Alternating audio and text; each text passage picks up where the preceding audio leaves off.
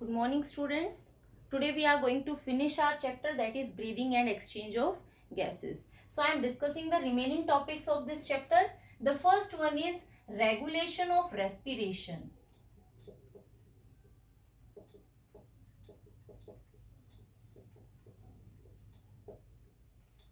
How the respiration is regulated and what are the different centers that are regulating the process of respiration. See, we are normally known that the normal respiratory rate of a normal individual is around 14 to 18 times per minute.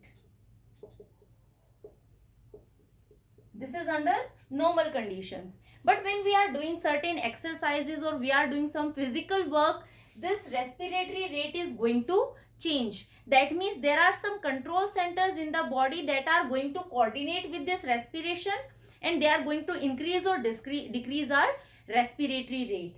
This 14 to 18 times per minute, if I talk about one respiratory cycle, so our one respiratory cycle is containing, this is including one inhalation.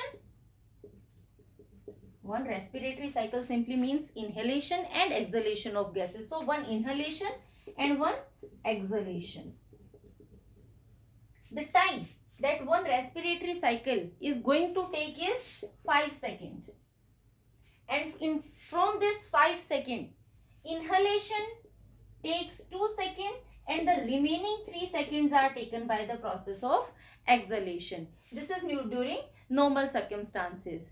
So there are some parts of our brain that are acting as a control center for respiration. These parts are basically the parts of hindbrain that are pons varolai and medulla oblongata. That means the respiratory center for the control center for respiration are medulla oblongata and pons varolai. Both these are parts of hindbrain. If you remember the structure of brain, diagram of brain, then in the last portion hindbrain is there and on the bottom here cerebellum is there, then pons varolai is present and this pons varolai is opening into medulla oblongata and finally this medulla oblongata will open into spinal cord. All these structures are connected to each other. So this is pons varolai and this portion is medulla oblongata and these are parts of hindbrain. Now what they are doing? So we are having two respiratory centers. Medulla oblongata is also controlling the respiration, rate of respiration, and pons varolai is also controlling the rate of respiration. Let's see them one by one. Firstly, I am talking about medulla oblongata. Medulla oblongata is having two respiratory centers. We are calling them as dorsal respiratory group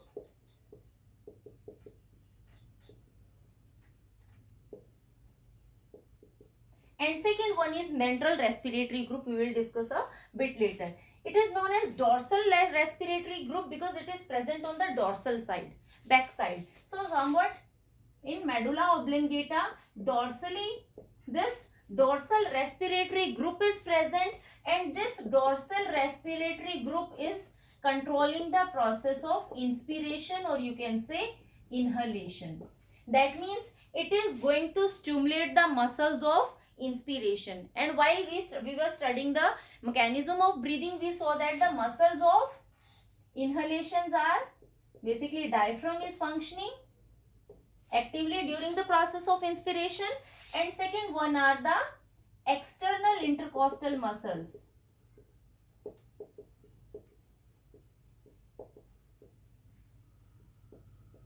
which are involved in the process of inspiration. So whenever our respiratory rate is low, we are required to inspire more gases. It is going to stimulate these muscles and inspiration will be activated or stimulated.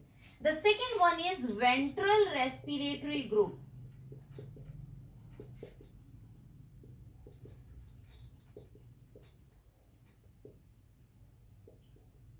This ventral respiratory group, as the name suggests, it is present on the ventral side and it is going to stimulate both inspiration as well as exhalation depending upon the situation. So it is controlling inspiration and it is controlling both inspiration and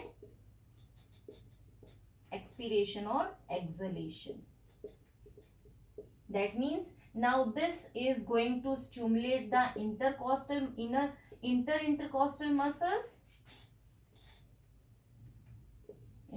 intercostal muscles, and other muscles also. This is how medulla oblongata is acting as a control center for respiration.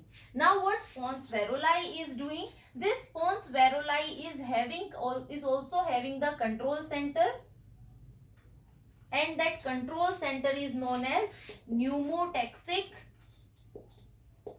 center. That is the part of pons varolai. This pneumotaxic center is present over here on the dorsal side, and this pneumotaxic center is also controlling the process of inspiration during exercise. When we are doing exercise, our respiratory rate is going to increase, so that is stimulated by this pneumotaxic center. That is the part of pons varolai. In pons varolai, one another center is also present, but its function is not very clear, so we are calling it as a hypothetical center, that is apneustic center. We are supposing that it is lying somewhere below this pneumotaxic center, and it is also controlling our rate of respiration, but the exact function of this center is not clear. So pons varolai is having one properly functioning pneumotaxic center and one hypothetical center, that is apneustic center, while medulla oblongata is having two centers, that is dorsal respiratory group present on the dorsal side, completely controlling the process of inspiration, and ventral respiratory center that is present on the ventral side, and it is controlling both inspiration and expiration depending upon the situations. So this is the neural control. Respiratory rate of respiration is controlled by neural control as well as chemical control. So pons varolai and medulla oblongata are the parts of neural control of respiration. Now, how chemical control is taking place? How chemical regulation of respiration is taking place?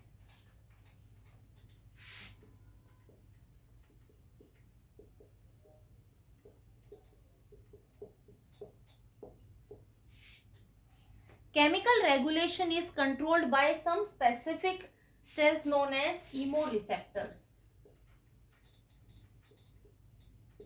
Specific structures which are known as chemoreceptors. Now where these chemoreceptors are present? These chemoreceptors, they are going to be present in carotid bodies and aortic bodies. See, let's see how where these carotid bodies and aortic bodies are present and how the chemoreceptors present inside these are functioning. Suppose this is medulla oblongata. This is a rod-like structure, that is medulla oblongata, and on its lower side it is opening into spinal cord. So I am showing the cross section of spinal cord. This is part of brain, and this part of brain is in connection with the spinal cord. Now the lower side I am showing arc of aorta. If you remember, in 10th class we studied that from the heart, this aorta is going to carry oxygenated blood from left side of the heart, that is left ventricle, and it is going to distribute this oxygenated blood to all parts of the body. Now this aorta is arising in form of an arc, and from this arc various fine arteries are going to distribute. Some arteries are going to distribute to the blood to the lower parts of our body, and some are going to distribute the blood to upper parts of our body. So I am showing those parts of aorta which are distributing blood to upper parts of the body. Now what happens? This is arc of aorta. This lower section of aorta will bifurcate and distribute blood to lower sections of our body, and from here arteries are going to arise, and these arteries are going to distribute the blood to upper parts of our body. So from these aorta, various arteries are distributing. I am only showing those which are important for our topic right now.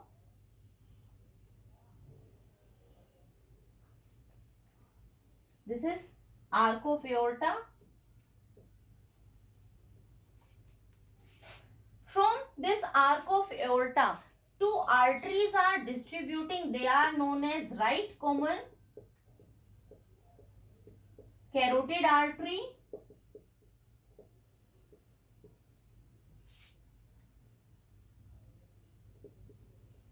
and left common carotid artery.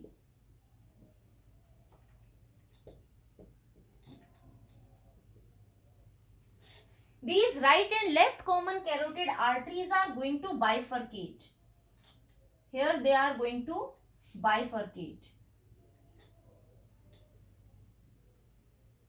And at the point of their bifurcation, small bodies are present, and now these bodies are known as carotid bodies. So these carotid bodies are present at the bifurcation of the right and left common carotid arteries. And these, from this bifurcation, they are having glossopharyngeal nerves, and these glossopharyngeal nerves are going to convey the message from medulla oblongata. So this is glossopharyngeal nerve.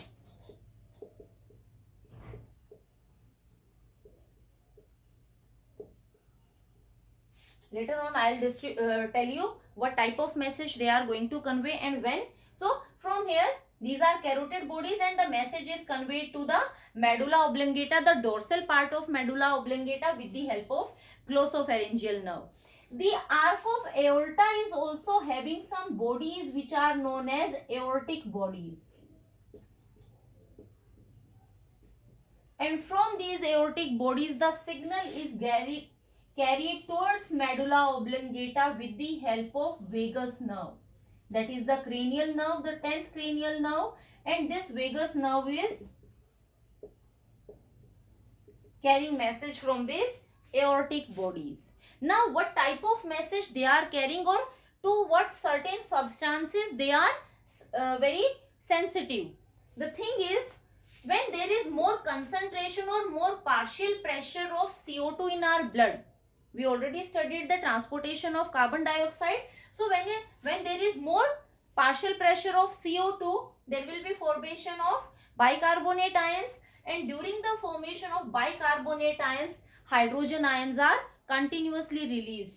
The releasing of hydrogen ion are basically decreasing the pH of the blood, and these carotid bodies and aortic bodies are having chemoreceptors, and these chemoreceptors are sensitive for the high concentration of CO2, or you can say they are sensitive to this decrease in the pH. So whenever concentration of carbon dioxide will be more, or you can say pH is decreasing, pH of the blood is decreasing, these chemoreceptors are going to send message to the dorsal side of the medulla oblongata, and the dorsal side of the medulla oblongata is going to stimulate our process of inspiration and expiration. That means our breathing rate is going to be fast. This is how chemical regulation of respiratory system is functioning. So this was all about the regulation of respiratory system.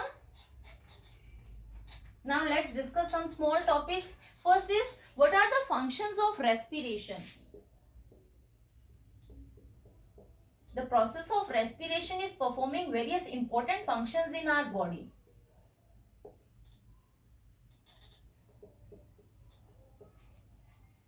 First one is, we all know respiration process is going to provide us energy. By the oxidation of various food components, energy will be liberated, and this energy will be used for different physical activities and different metabolic processes. Second important function is, the process of respiration is important for the elimination of different wastes, and waste will be carbon dioxide and water. These are removed out of the body by the process of respiration. Now the third is the process of respiration is maintaining acidic base balance in our blood. Means this process is acting as a buffer system.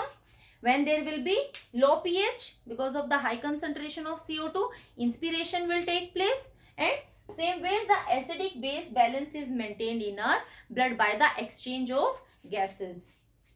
So pH of the blood always remains constant. Now fourth one is process of respiration is helpful in maintaining our body temperature. When we are exhaling gases, water vapors or you can say heat is released out of the body, and this is how our body temperature is always maintained. And the last one is this process of respiration. This is helping in the body temperature also, and other things are this process of respiration is helping in maintaining our bodies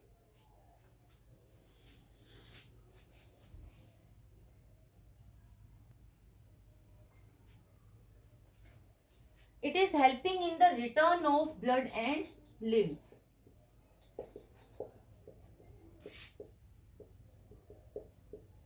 How? See, when we are inhaling, when inspiration is going to take place, during the time of inspiration, the size of thoracic cavity is increased. That means the pressure inside the thoracic cavity has decreased. But the pressure inside, below the thoracic cavity, the pressure in the abdomen has increased.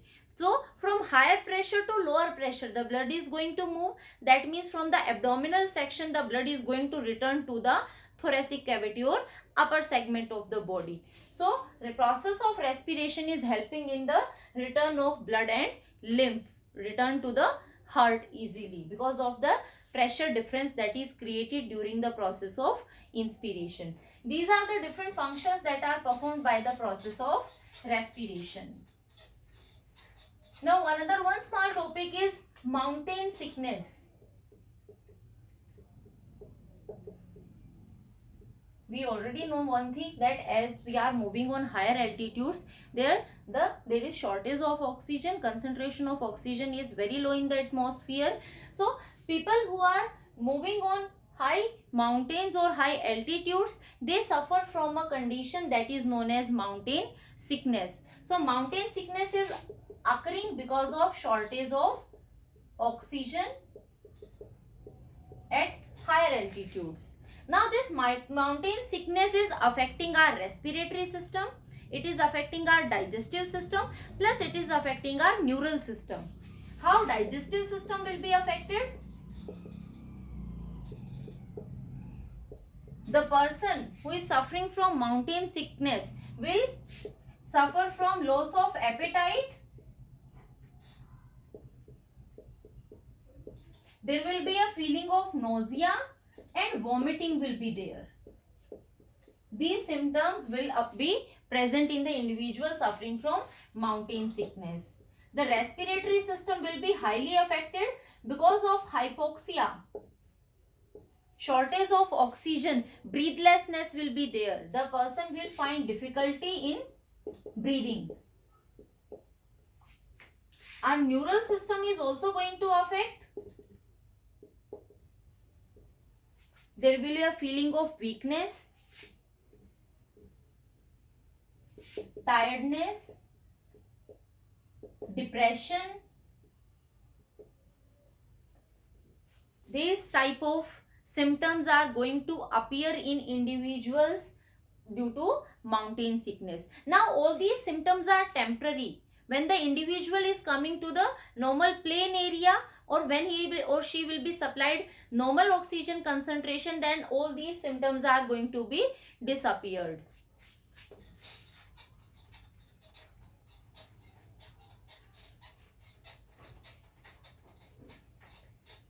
Now finally we are moving to the last topic of our chapter, that is different type of disorders that are related to our respiratory system. What are the different disorders that are taking place because of the effect of our respiratory system? The first one is bronchial asthma. Bronchial asthma is basically an allergic situation.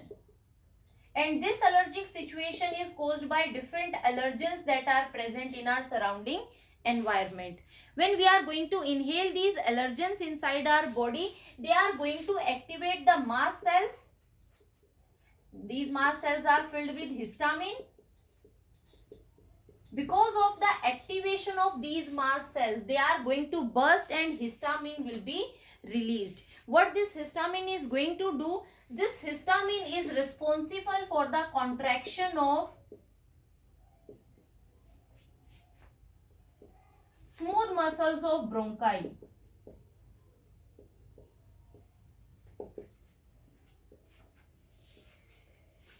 The individual suffering from bronchial asthma will feel breathing problems, difficulty in breathing, continuous coughing will be there, plus there is clogging.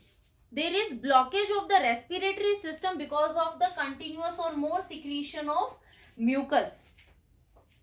So that's why the individual is given some bronchodilation drugs that are responsible for the opening of the bronchi.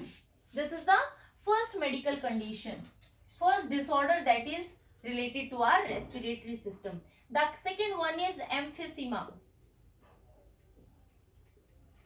Emphysema word means inflation, or you can say full of air. What this condition means? This condition simply means the alveoli are continuously filled with air. That means normally what happens when we are going to exhale out, the alveoli will lose the air and they are going to shrink. But this thing is not happening in emphysema. After exhalation also, the alveoli are having enough amount of air inside them. That's why they are always present in a inflation form. They are always filled with air. This emphysema condition is basically occurring due to smoking, or when we are living in a polluted area and we are going to inhale various type of pollutants, they also leads to this condition. What happens? The septa that are present in different alveoli, the septa are going to break. There will be dissolution of the septa. The surface area for exchange of gases are going to decrease, and the alveoli, the person mainly feels the problem for exhalation. Because in exhalation, he is or she is not going to exhale out all the air that is present in the alveoli. Maximum air always remains inside the alveoli in this condition. So, persons suffering from emphysema are basically, they are told to not to smoke. So, smoking should be not done by such individuals who are suffering from this type of medical conditions. Now, some of the respiratory disorders are related to the occupation of the individual. These are occupational disorders. The first two disorders, that are bronchial asthma, emphysema, in all such type of disorders, the respiratory system is going to block. There is blockage in the respiratory system. So, these type of disorders are known as chronic pulmonary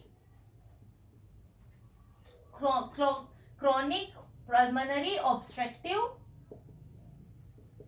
disorders, because the pulmonary tract is going to block. Now, occupational disorders. Occupational disorders means the individuals that are working in specific mining companies, mining areas, they are going to inhale some of the minute particles inside them, like person working in silica mining or asbestos. So, continuous inhalation for multiple type of years, they are going to suffer from various conditions like silicosis, because of the continuous inhalation of silica, asbestosis, again because of the inhalation of asbestos. So, what happens in these conditions? There is proliferation, increased number of fibrous connective tissues in the respiratory tract. and this condition is known as fibrosis. These fibrous connective tissues, if they are continuously increasing in number, they are removing, or you can say they are decreasing the elasticity of our respiratory tract, alveoli. So individual is going to suffer with the different breathing problems. The alveoli are less elastic, so expansion and contraction of the alveoli will be inhibited. The person who are working in such type of industries, such type of mining areas, they should take precautions like wearing mask. They should avoid such places where there is more, you can say, production, or there is more presence of these particles. They should be aware about the various disorders that are causing because of the inhalation of such type of particles.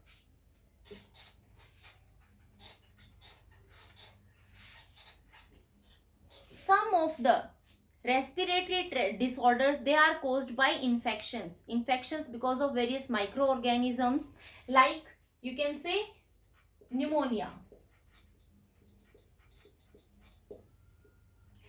Pneumonia is caused by Streptococcus pneumoniae.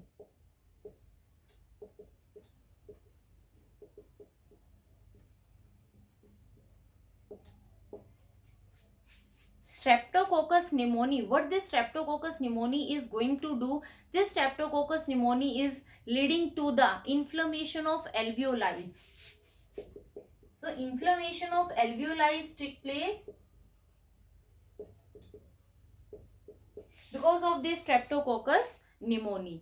Now the alveoli, they are going to filled with blood, some fluid, plus there is deposition of fluid is there, and there is deposition of some dead WBCs.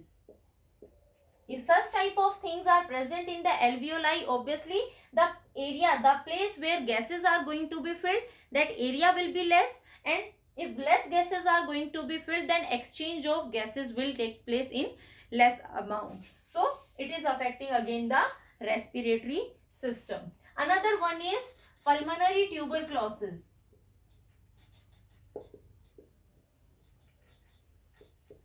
This pulmonary tuberculosis is caused by Mycobacterium tuberculosis.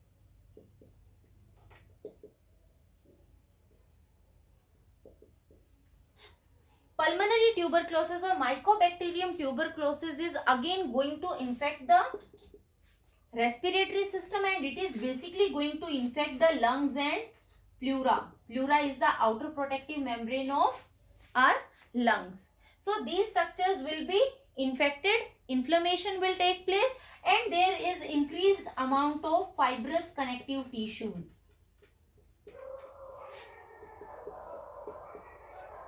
And again, if fibrous connective tissues are present, then there will be less efficiency for the exchange of gases. These diseases, they are mostly caused by bacteria. So the patients are given various antibacterial, or you can say antibiotics. They are kept on antibiotics. Another one is diphtheria. Diphtheria is caused by Corynebacterium diphtheriae.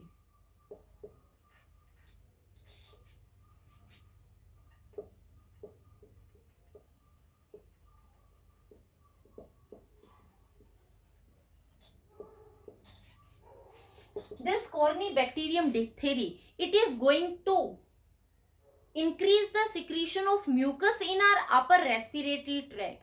Because of the continuous secretion of mucus, there will be blockage, and the person will feel the symptoms like chills, fever will be there, headache is there, and muscle pain. And because of the blockage of this upper respiratory tract, sometimes death of the individual also takes place because of this condition. The next one is common cold. Common cold is caused by rhinovirus. Common cold, it can be a very mild disease, or it can take a severe factor also. So when common cold is in its mild form, there will be continuous sneezing, there will be more nasal secretion, but when it is converting into a severe situation, it can lead to asthma also, and various other respiratory defects can be caused because of this common cold. Another condition is influenza. Influenza is caused by influenza virus, which is again going to cause infection in our respiratory tract. Another one is that is important, that is SARS, severe acute respiratory syndrome, and this condition is caused by human coronavirus. This human coronavirus, this is a basically mutated form of influenza virus. There's some type of modifications took place in this influenza virus, and it converted into coronavirus, which is leading to severe situations or severe conditions are caused because of the infection of this coronavirus, and this condition is almost untreatable.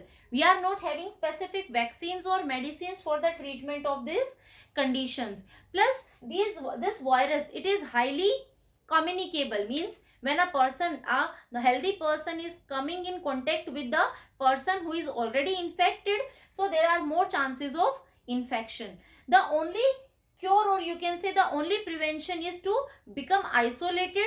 The normal person should not come in contact with any of the infected person. Here there will be strong infection in our respiratory tract, our lungs, bronchi, alveoli, all the respiratory structures are going to be harmed or going to be infected.